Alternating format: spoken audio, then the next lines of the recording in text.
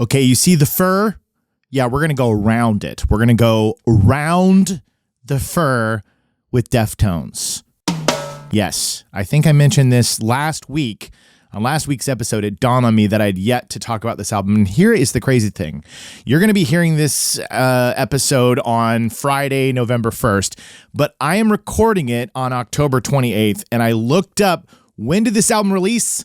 Today, 27 years ago. I had no idea that I'd be recording about Around the Fur from Deftones on October 28th, 2024, which it released on October 28th, 1997. I think that's just so super cool because it was a coincidence.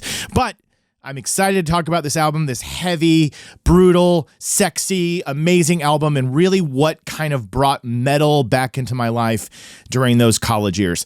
So let's talk about Deftones, Around the Fur. Let's go. Things are gonna change, I can feel it. If this gonna be that kind of party, I'm gonna... Waterproof Records. Waterproof Records. Waterproof Records with Jacob Gibbons. I don't know what it is. There's something about this band that I really think gets heightened for me around the October spooky season. There is something eerie and erotic, but heavy and dark and just perfect for this time of year. Of course, I like this band year round. But hey, before we get into this great conversation, I wanted to tell you about DistroKid. DistroKid is the way that I put my music online, and you should be too. If you use my link, which is distrokid.com/VIP/waterproof, you get 30% off your first year of uploading all your music. And they have so many features, and they even have enhancements that you can invest in for more, but it's an easy way to get paid for your music, split amongst musicians in your band, or if you're a solo artist, you get all the money. But you can get all your music on all the streaming platforms, you name it, they've got it, YouTube included. So definitely check out distrokid.com/VIP/waterproof. Let's talk about Deftones. I remember when this band was first being introduced to me, I would tell other people and I would say Deftones, and they'd go, Deftones? And I'd be like, no, Deftones, which is funny to be repeating the word deaf as if the person is hard of hearing. But the story behind the name of this band is that Stephen Carpenter, the guitar player of Deftones, said it was a combination of, at the time, the hip-hop slang deaf, which was being used a lot during the 1980s and into the 90s. And then the idea of tones was like, the clef tones, the del tones, those 1950s, the tones, when they would throw tones on things. So it was like this really cool combination of those two things. And then also it was a play on words for tone deaf. At least that's the definitions of Deftones that I have learned about. But this band came up in 1988 in Sacramento, California, because the three original members were childhood high school friends, Abe Cunningham, Stephen Carpenter, and Chino Moreno. And it takes a minute for this band to kind of coalesce and become the lineup that will be the band that blows up in the 90s, and that is Chino Moreno, Chi Cheng, Stephen Carpenter, and Abe Cunningham. Now, tragically, if you haven't been following the story of Deftones through that time, their original bass player passed away in 2013. He had been in a coma from a terrible car accident, and it had gone on. He'd struggled with it for 5 years until he finally passed away. So there were so many foundations and fundraisers and things to help him during his time, and songs released and just so much support. But I know for the band, with him suffering from that terrible accident in the coma for so long, they were happy to see his soul at peace. So Chi Cheng, this goes out to you, to all the amazing music that you created with this band, and I'm so thankful for your contributions and your music, and you will always be remembered. But this is the era that she is in the band and playing bass, and Around the Fur is my introduction. This is where I first heard about Deftones. And I remember when I made a video on social media about the song My Own Summer, Shove It, which is the first video I heard and saw of theirs. I remember watching MTV, and it was the video with the sharks, the shark cages, the screaming in the water. And I was just totally just like, I was like, what is this? It just really caught my attention. I loved the scream. I loved the way that he was climbing down with that guitar riff. It was just absolutely unforgettable. And I was like, this is something special. This is something special. And that's the crazy thing is October 28th, 1997, I would have been starting at college. And it's just so interesting that last episode, we talked about best friends forever. And that transition to maturity and intellectualism and like, oh, I'm listening to softer stuff now, or I'm listening to more melodic pieces of music, and I've lost all that teenage angst. I'm ready to do other things. But no. Metal and heaviness wasn't done with me yet, and it was because of a band like this one. And that's really why I wanted to talk about it today, because as a kid who grew up loving Metallica, Megadeth, Testament, Pantera, those bands really were my favorite before the grunge and alternative, revolution, which was happening in like 91 into 1992. But before that, I was really in 90, I was really getting into 89, 90, 91, that era. And there I was getting into metal so much. And I was loving Metallica, and I loved Megadeth so much, and I loved Testament, and I loved Pantera, and I loved that heavy feeling. It just really hit me at the time. And when the grunge and alternative comes along, it takes over and replaces so much of that metal. One, it was popular amongst your friend groups. It kind of became hair bands, glam metal bands, Motley Crue, Warrant, all that went out. That was like overnight switch. We're no longer into that. You got to push it aside. And I've made jokes before, and I know I've talked about this on the show, but when I did my Man in the Box Alice in Chains video, and I have me talking to myself, and I say like, oh, he's using the talk box just like Dr. Feelgood, and the other one's like, you listen to Dr. Feelgood? That was me poking fun at what it was like to be in that time period where you liked certain kind of bands, but around your social circles and friends and peer pressure, you felt like you had to deny. You had to deny them 3 times before the cock crows. You had to say things like, no, that's lame, it's cheesy. And, some part of it would become lame and cheesy, but some you would still feel like, well, I still really think that's I still think Kickstart My Heart's cool, or a really great song, but you would move away from it. And the same thing went for metal. I was so into Megadeth, Rust in Peace, and Countdown to Extinction was still really exciting for me. But the more that Pumpkins and Pixies and Cure and Jimmy Eat World and all these, as things began to change and shift and go in those directions, I began to move further and further away from metal. And if I did put it on, I would put on Rust in Peace and Countdown to Extinction if I wanted to listen to those albums. But by the time we get to 1996, 97, I'm now a senior in high school, and my music tastes, I've really focused solely on a lot of the albums that I've covered here. And the bands that I liked from metal, Megadeth, Metallica, they're starting to release things that just aren't connecting for me. I'm not saying they're bad, but when Load and Reload were coming out for Metallica, I was like, this isn't for me. Maybe the singles were Memory Remains, Fuel. Those had catchy moments, but for whatever reason, I wasn't locking in. I wasn't going, yes. I was kind of over it, right? So I was like, oh, I must be over really, heavy music like that, really heavy metal. And same with Megadeth. I just wasn't really enjoying what was coming out at the time at that age, where I was and how I felt. So I go off to college and I see this video, and it's metal.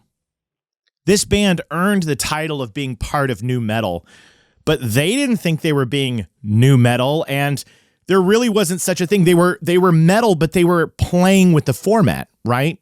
The way that it's kind of dreamy and ethereal, with the way that Chino's vocals kind of do these really minor notes going all over the place. He had all these influences from new wave artists. He loved punk, but he also loved, The Cure, Depeche Mode, and the Smiths. So he had these new wave sensibilities in his vocals, and then he loved punk. And then Stefan brings in so much of the metal, the heavy metal influence to this band. He was a real big metalhead. So you have those two things come together, and that begins to make the Deftones sound, the scream. Because a lot of people, when they think about heavy metal, they do think about vocals being incredibly aggressive, right? And up until this point, the most aggressive metal vocalist that I had heard was somebody like Phil Anselmo from Pantera. Because if you think about it, you got the Dave Mustaine's, which I like. I like his voice. People have joked it's like Beavis. James Hetfield, which is like, yeah, you know? And then you got, Testament has just a much more kind of like a person hollering in a cathedral. That's kind of like the vocal style there. But Phil Anselmo was giving us that really brutal metal yell. And if you're a diehard metal fan and you were listening to, much heavier shit than I was at the time, of course there were tons of heavier vocalists than that. But I wasn't following those bands. Remember, I was on, of course, Slayer, Tom Araya and the way he sings. But the sound of a vocalist, right? It wouldn't be until many, many, many years later, right around 2007, that I started really reintroducing not only metal, but it started getting heavier and heavier and heavier. I think it was around the time of becoming a father. I think I was just reawakening a lot of that really intense feelings that I had inside. And where I am now at age 46, metal calms me down. Like, that's the craziest thing. I'll put on metal in the car to relax. The heavier the shit, the more just brutal it is, the more I'm like, It really does bring you to a Zen place. I think they've done studies on it, that it has this kind of effect on certain people. And for me, it really does calm me down. And there's different kinds of metal vocals, right? You have like the growl, the really deep, like, oh, like this, which I used to call the Inspector Gadget, Dr. Claw, I'll get you, Gadget, next time. That's the Dr. Claw, or, some people even call that kind of death growl like Cookie Monster or whatever. And then you have like the black metal, which gets to that screechy, like, I can't even do it that well without grinding up my voice. But when you talk about bands like Chino Moreno, Deftones, his scream sounds like somebody who's not doing a scream technique. They're just angry. In metal, a lot of those styles, the more you get into the genre, the more you go like, that's just a style of that sound. That's like what goes along with it. But when Chino screams, it did always feel like this is somebody who's singing and now they have to scream. You know what I mean? So that's an intense feeling where somebody is singing a melodic kind of, oh, here comes this vocal track that's like singing very softly and gently and kind of creeping up on you. And then when the scream drops, you get this feeling like this person has to let this out or they're going to explode. And that's what I felt when I heard My Own Summer. That's what I felt. And it was the first time in a long time, I say in my teenage life, a few years, which feels like an eternity back then, right? It was the first time that I was like, oh, I do like heavy music and I still want it in my life. And the way that this album sounded was just right. It was just right, because what is it about Deftones that is so sexy? I made a joke thread the other day. I've been trying to post on there more because back in the day, I used to use Twitter all the time. I used to love Twitter to put like really dumb joke ideas, but I don't like using it anymore because it sucks. Whatever. But I've been trying to go over to Threads, which isn't great, but it's a place where I can put things out there. And I wrote the other day, a haunted house with Chino Moreno screams. And the reaction to it was really funny because some people were like, oh, I don't think that's going to be very haunted, because they were like, it's going to be sexy. But that was totally the joke I was going for, which is like, can you imagine being in a haunted, spooky house where there's supposed to be screams, and then all of a sudden you're like, hey-o, should we get naked? You know what I mean? Like that's the crazy feeling that you get when you hear him sometimes. At least I do. I don't know if everybody feels that way, but there's something about this band a lot of the time that makes you go like, wow, this is kind of erotic and heavy. Not all of them, because there's some songs that you're just like, it's just brutal the whole time. But it's the slink. It's the way that things move at you when it all comes together. You know what I mean? Like the thing about My Own Summer, that riff just glides down that neck and then he comes in screaming, but that riff feels like the music is writhing, like grinding. And the story behind that riff is they were in the studio. So this album was recorded in Seattle and it was produced by Terry Date. And they specifically chose Terry Date because he was known for working with hard rock heavy bands like Pantera. He'd also done Mother Love Bone Apple and Soundgarden, Louder Than Love. And, you know, he'd done a ton of stuff, but they wanted him because he'd made that Pantera sound. But this is the interesting thing. They hired him because they were like, we want it heavy and big, but we don't want it to sound slick and polished. They wanted it to be rough. Because to them, they thought Pantera had this incredibly heavy, loud, powerful sound, but they were like, but it was like very polished. And they were like, we want to get rid of that some. We want to make it sound a little bit more rough around the edges. But Terry Date was the guy they brought in to do this. They recorded it up in Seattle. And that first song, My Own Summer, I think it came up very kind of late in the recording sessions.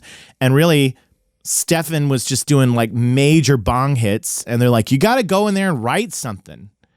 And he's just stoned and he's just kind of noodling on the guitar, just kind of doing sequences, climbing down the neck, and he finds something he likes the sound of, and there you go. There you go. So much of this album is just smoking weed, getting high, and finding grooves and feelings. They were really having a good time while they were recording this album. And Chino Moreno has gone on record to say it's his favorite Deftones album that they've done. So it's his favorite.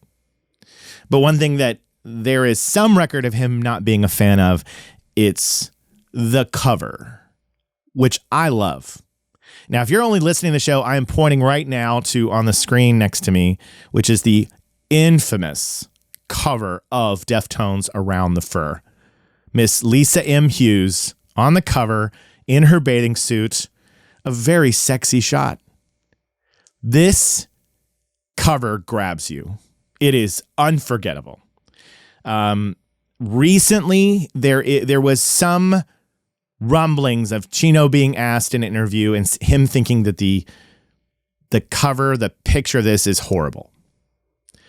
And that could just be because over time you look at it and you go, what is it? What is it? How does it represent the band or anything? But the photographer, Rick Kosick, has come out and said, I don't believe that's true. I don't think he would think it was horrible. Whether he does or doesn't, it doesn't matter, because this is iconic. It has earned its place in album history as this image burned in your mind in the best way for me. Because here's something interesting. Well, this isn't going to surprise anybody. I'm a dude. I love sexy album covers.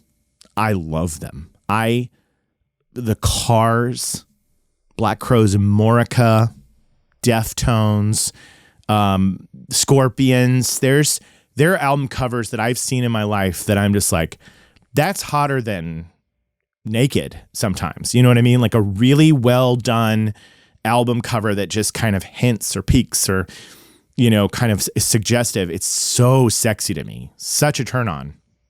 And I remember thinking that about this album.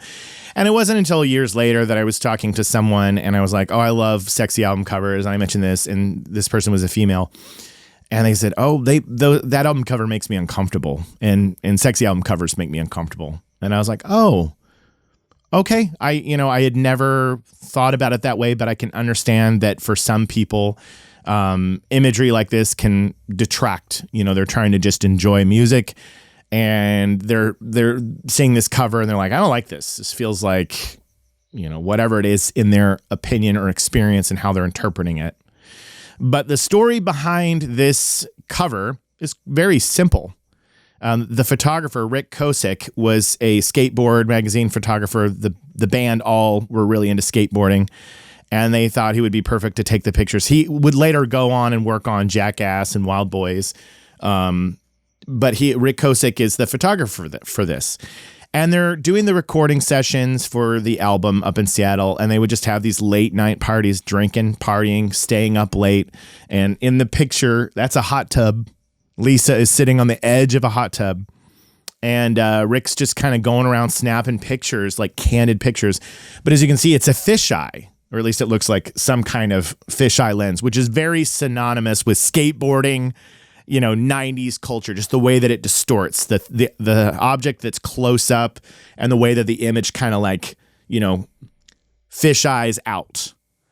That was very much part of the skateboarding video scene. Like if you would see skateboarding videos in the 90s, it was fisheye lenses. If you're watching, stuff like that, it was the Beastie Boys were using it. Rap videos were using it. It was just kind of part of the time. It really felt like it. So he's going around the party, he's shooting, and he sees this girl. It's like 4 o'clock in the morning. They're drinking, they're partying, they're having a good time. And he just takes like 2 pictures of her just from this angle. Those are in the right corner of the screen. Those are Rick Kosick's feet. He's just holding up the camera, pushes it down, takes the picture, and boom, history is made. Sends it over to the band. It gets chosen, whether it's a decision by the label or people putting it out there, or the band is like, oh, all right, and just kind of dismissive of it at the time.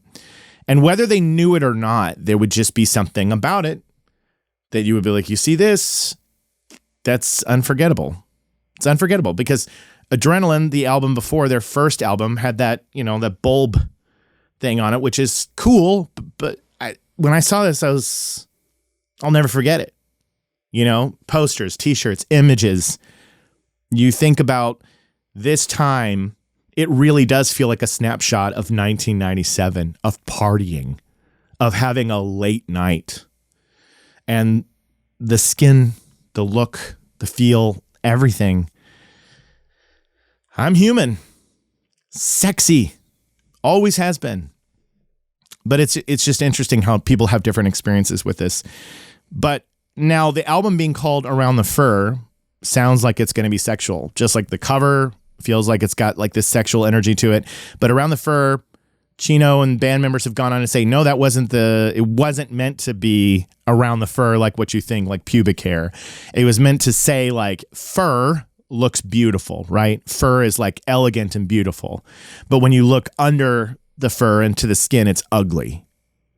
And they were quoted as saying the point of it was to like look past what looks nice on the outside and get to the ugly, get to the raw, get to the real. And that was the purpose of Around the Fur.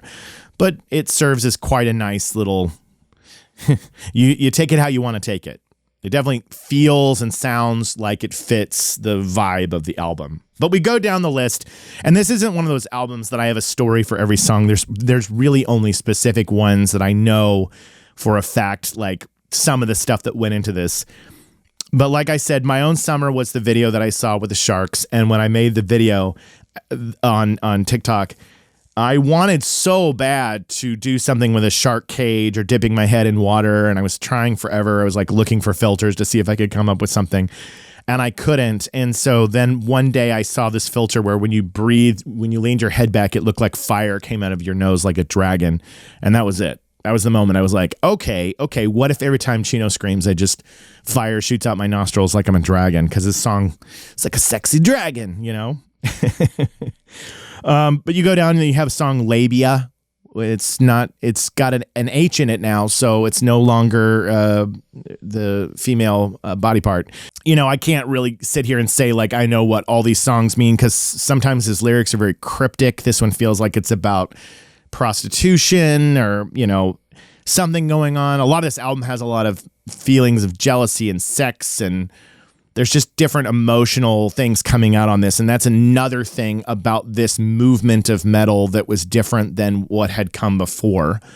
It felt a little bit more in touch with those angsty feelings that the emo scenes were coming out with, whereas like more traditional metal, you've got people talking about like whether it's imagery about God and religion and the devil, or it's about like government takedowns or the man, or, whether it's talking about a barbarian with a sword, it's like power metal. There's so many genres of metal. We could get lost on that forever. And then you get to songs like Mascara. Here comes that kind of mysterious moving in the shadows sound, right? That the way the guitar comes in slowly. This is that metal noir. Being lumped into this idea of new metal just really came from, we've got the Korns, we've got Limp Bizkit, we've got vocalists that are adding in hip hop influences, speaking over metal, deep tunings, and they get thrown into new metal. But again, I've never felt like that genre is sure there's a spider crawling down in front of my face. Get out of here, buddy. Go over that way. Be free. But there are things that felt like new metal, like Limp Bizkit felt like new metal because it was like, this is definitely a thing of its own. This is just this little thing over here. But Deftones just felt like a metal band, alternative metal, very different take. But this album, so raw, so gritty, and you get to their title track, Around the Fur, and right when the drums come in, you can hear Chino just breathing, just like breathing in and out. And these are these touches, these flourishes, the feeling of this band that just really making themselves known. I think that this album was pretty well received at the time. It was really opening up the doors because they have two big songs come out of this one. My Own Summer, Shove It, which I've talked about a bunch, and Be Quiet and Drive Far Away. By the way, I love that both songs have a title and then in the parentheses afterwards. Be Quiet and Drive is such a good song. It's an incredible song. That one really gives me chills because it has that kind of the octave heaviness when it comes in that reminds me of what I love when the Pumpkins go heavy. There's a lot of crossover, sometimes when I share things, I've seen the comments from young people when I shared videos about Mayonnaise or the Pumpkins, that they're like, well, that sounds like Deftones. And it's like, there is this wall of sound, this My Bloody Valentine, shoegazy energy, and the vocals that are kind of this soft, loud, quiet, loud, like I've talked about so many times before. Of course I love the Deftones. We're quiet, then we're loud. Quiet, and then we're loud. Of course I love it. Ricketts, another great song. Oh, I was on Be Quiet and Drive Far Away. That's another one that just really connected with me. And recently there was this band, Health, all caps, Health. They did a cool cover of Be Quiet and Drive. Very interesting take. I saw them at Riot Fest and I thought it was super cool. So really enjoyed that. And songs like Lotion, again, we're on Around the Fur. Songs like Labia, Mascara, Lotion. It's starting to feel a little masturbatory. I mean, it's in there. The energy's in there for sure. Die the Flu. Then we get to the song Head Up. Now, something very cool about Head Up is that the Max Cavalera of Sepultura, Soulfly, Cavalera, Conspiracy, he comes in and works with them on this song. But that's not one of the coolest things about his part in Head Up. So Max Cavalera splits up with Sepultura, and around this time, he has a stepson who dies in a car accident.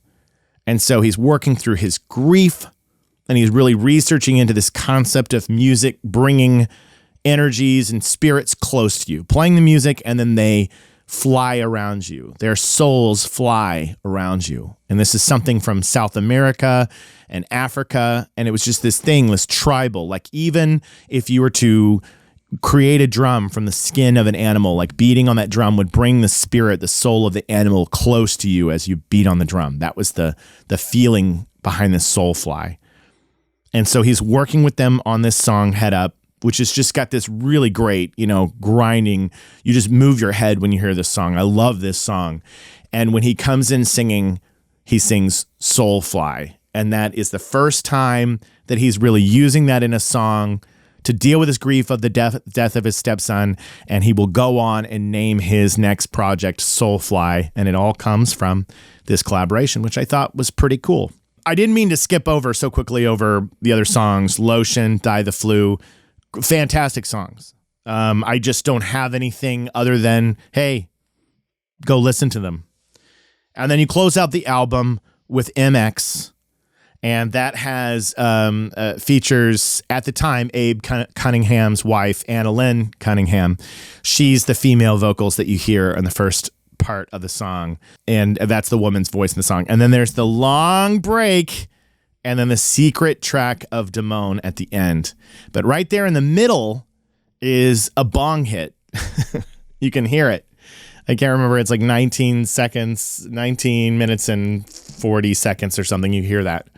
Now, for you young whippersnappers who listen to my show, the reason there's this long gap of silence is that's a good old hidden track.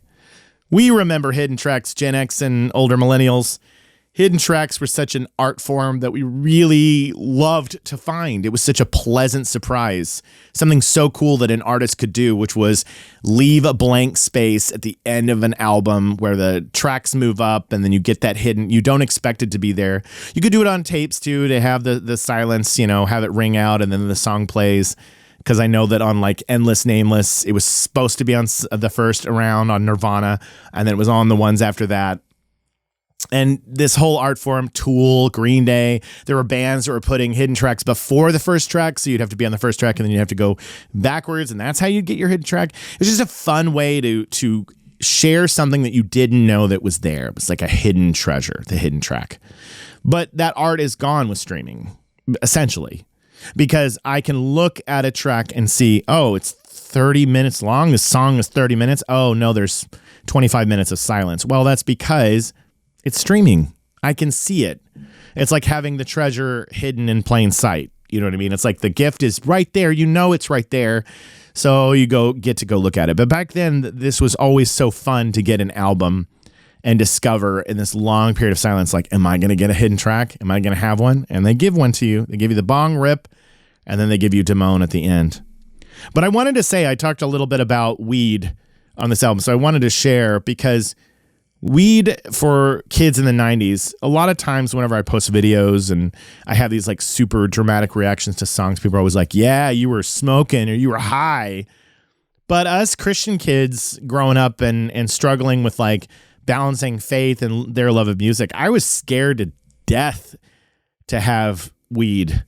I did it, but it was very incremental. The first time I smoked weed, I was in, well, okay. So there's this one time that it didn't do anything. I was hanging out with these two boys. I think it was the summer after my 8th grade year.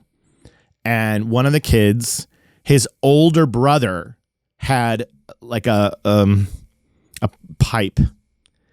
And he said, let's go grab my brother's pipe and we'll try to smoke some of the resin.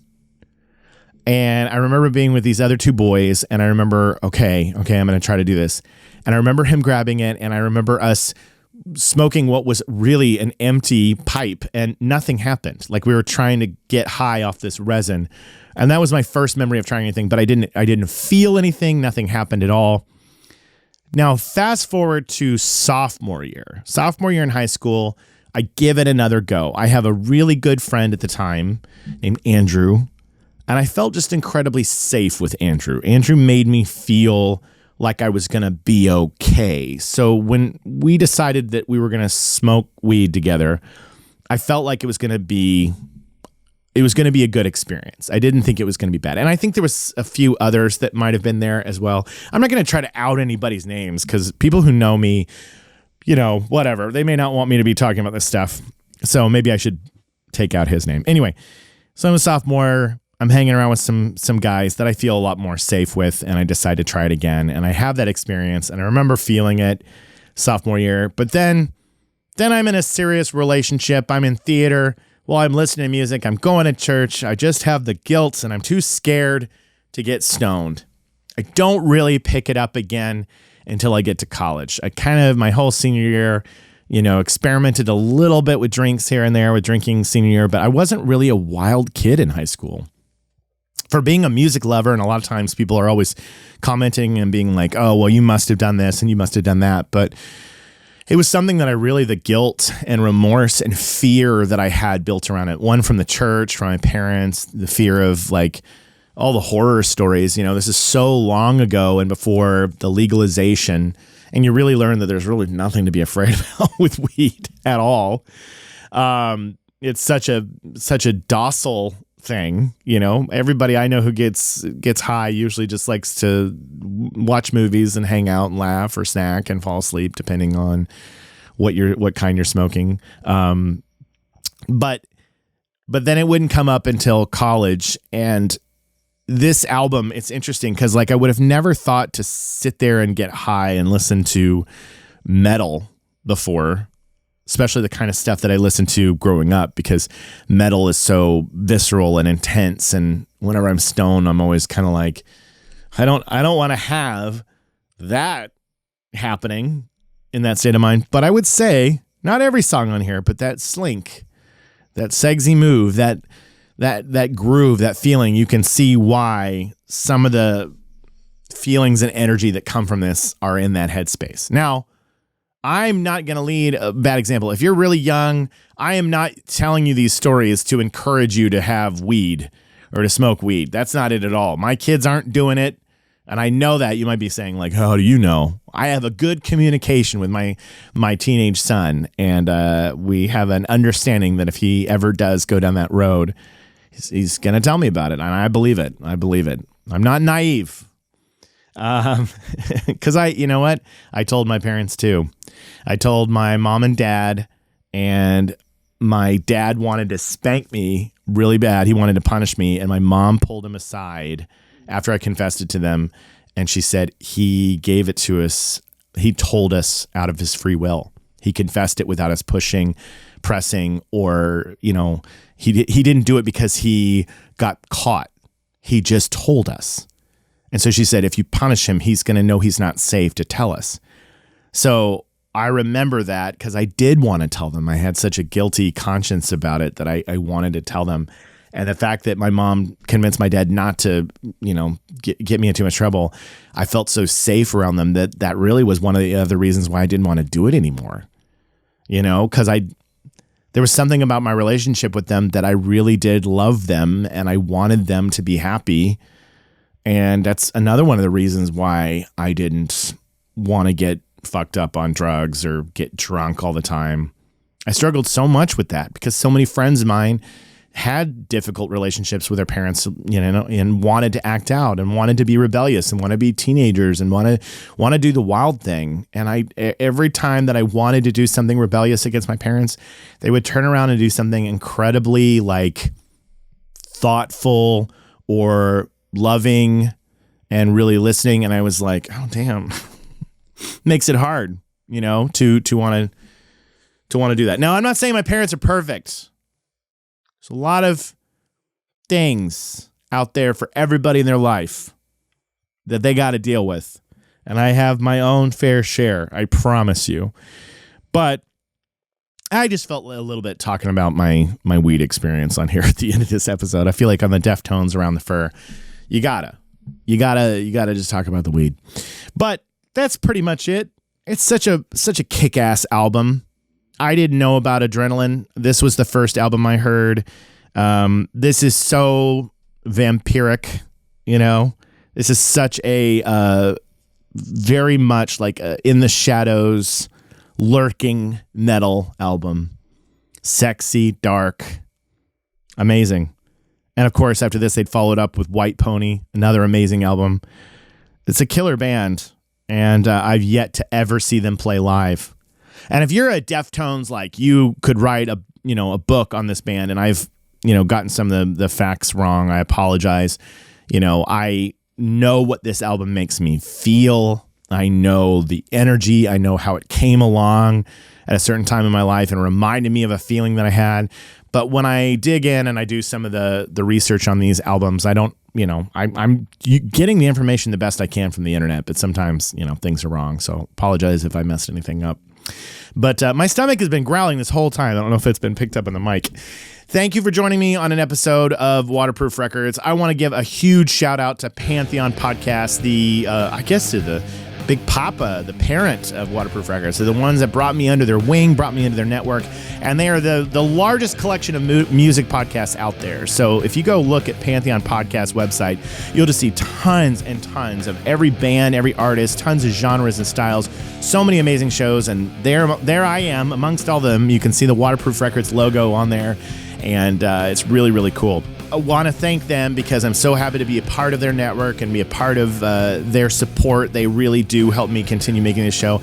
And I really want to thank you because you guys are the best. I hear such amazing things when these episodes come out. I love that you enjoy just hanging out. I do have some guests coming up. I need to book them soon. So thanks for being patient on that. But it's just a blast to talk about these albums with you, and I hope you're having a good time. So don't forget to check out distrokid.com/VIP/waterproof. And I have a new t-shirt store that's going to be launching very soon. It's going to be on TeePublic. Hopefully it's going to be within days of this episode releasing. But make sure you're, participating and interacting with my social medias, Instagram, TikTok, Facebook, YouTube. I'm out there, and I hope you enjoy the stuff that I put out in the world. But much love. Thanks for joining me on Waterproof Records with Jacob Givens. I'll see you next time. Bye. Things are gonna change, I can feel it. If this gonna be that kind of party, I'm gonna Waterproof